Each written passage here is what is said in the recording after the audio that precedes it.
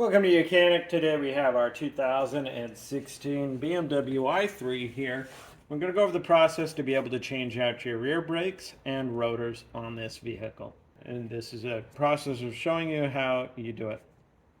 So to start with, number one is you need a scan tool of sort to be able to put your parking brakes into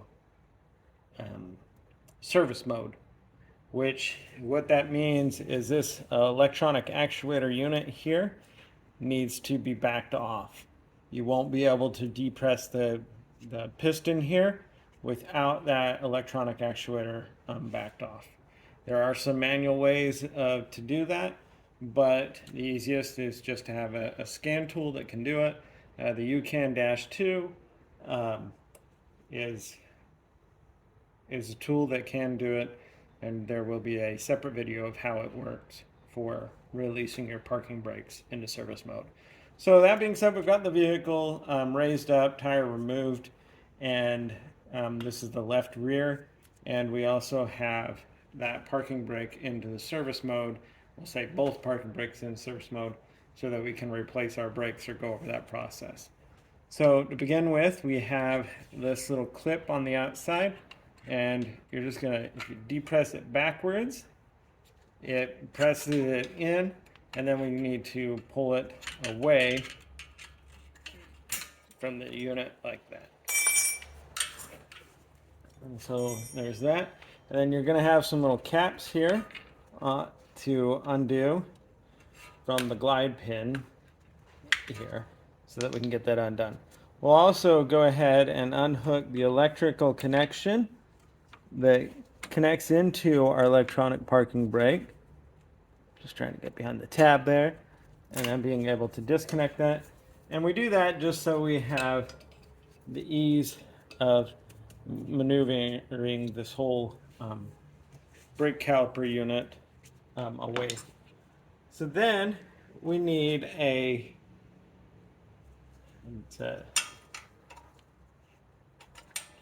7mm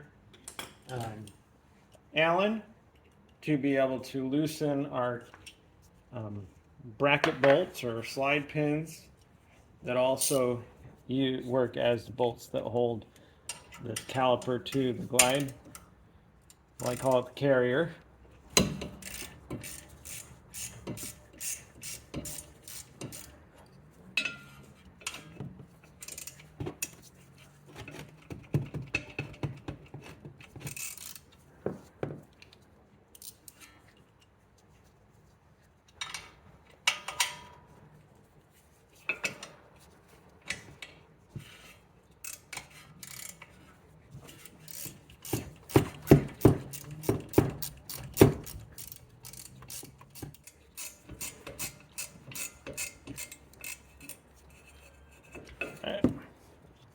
So we got the bottom one undone, and we'll undo this top one.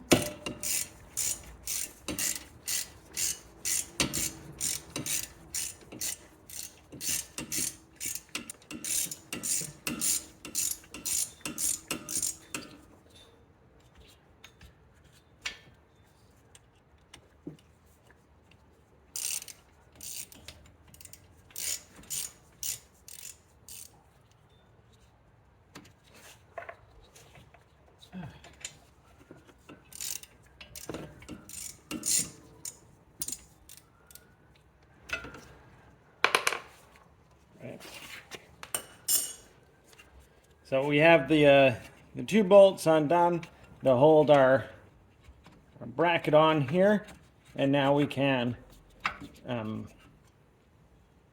remove this off. Now again, we can depress this piston now.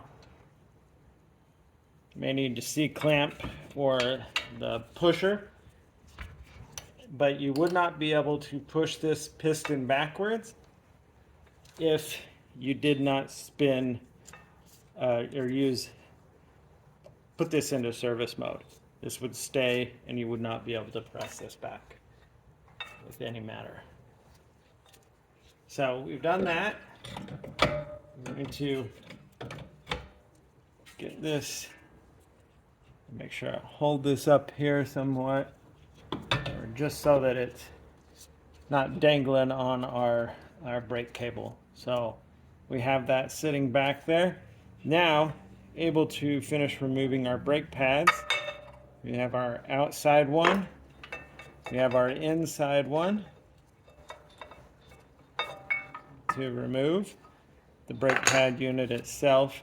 And then back here we have two Torx bolts to undo. And so they're an E18.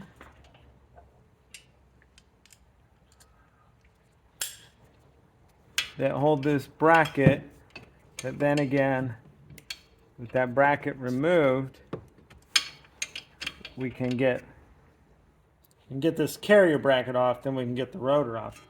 I'm going to see if potentially we don't have to do that. We don't have a whole lot here, so we're going to take out this this Allen right here and see if it's possible that we can just get this off. All right, not so much luck of it coming off without removing this bracket. So back to using our E18 on the back here and being able to undo the bolt here. Well, the two bolts.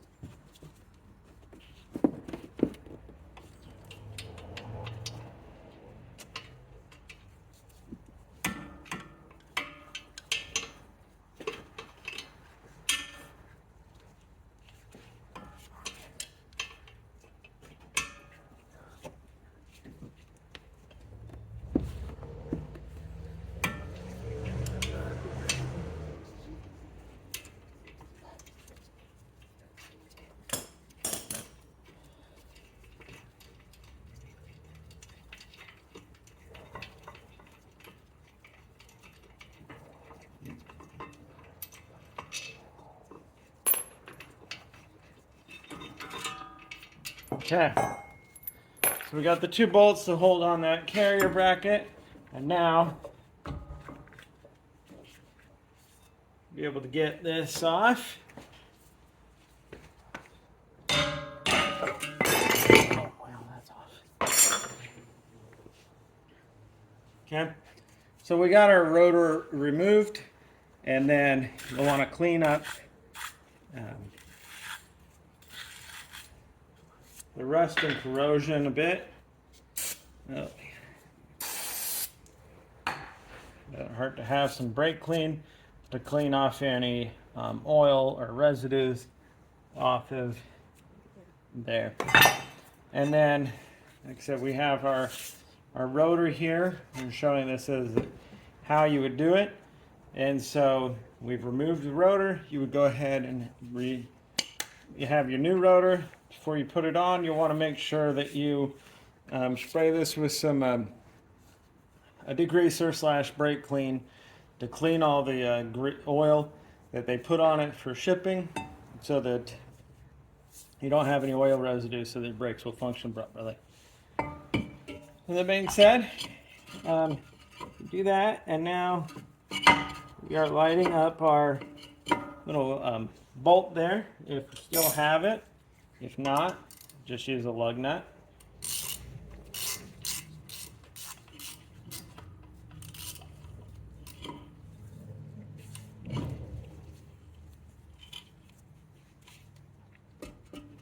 There we go, just perfect. Nice little snug. And then we have our carrier bracket to put back on. Clean these where the brakes move back and forth on it. Clean that off a little bit of all of the old residual brake dust, so that the new brakes will slide on there. And we have our bolts. These are the E18 bolts to be able to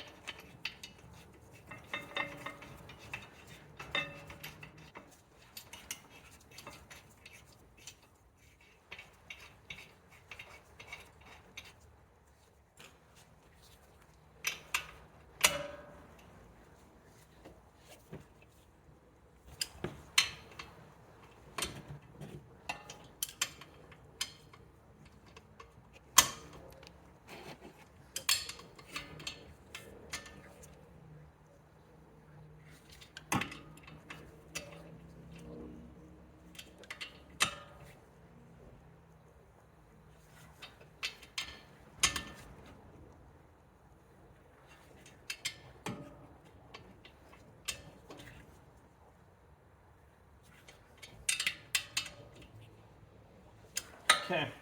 So we've got those tightened back on there, and next we can go ahead and you put your brake pads on. This has one with a dot here and here on the top and the bottom, and then the 2 dots here. That one with the 2 dots goes on the outside. This one with the little spring clip actually goes on the inside. So we put it the right way, and those sit there. And then we're able to now bring our brake caliper back up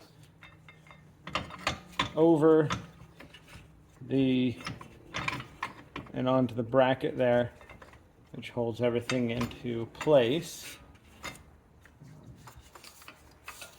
Making sure that we don't have anything, the cable, the brake line not spun around. And then we have our little glide pins. We're going to apply a little bit of grease so that they will slide in and out the way that they're supposed to. Now this is these pins are very little amount of grease is needed because of the way they are.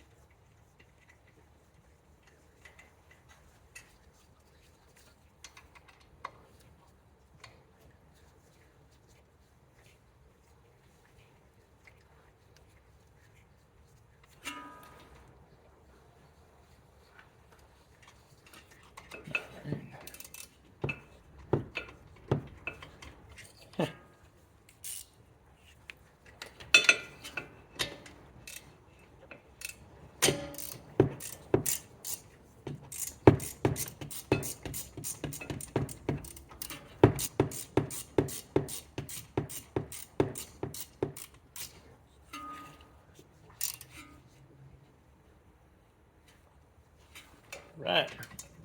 So we got the bottom one tight.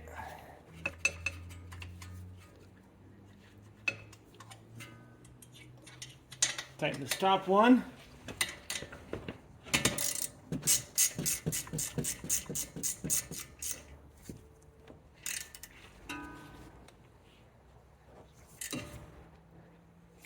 Right. Snug tight. Being able to put our caps back in there to keep the dirt and debris out of the glide plane side. And then being able to rehook our electrical connection back up for the electronic parking brake. And then running everything back to where it is.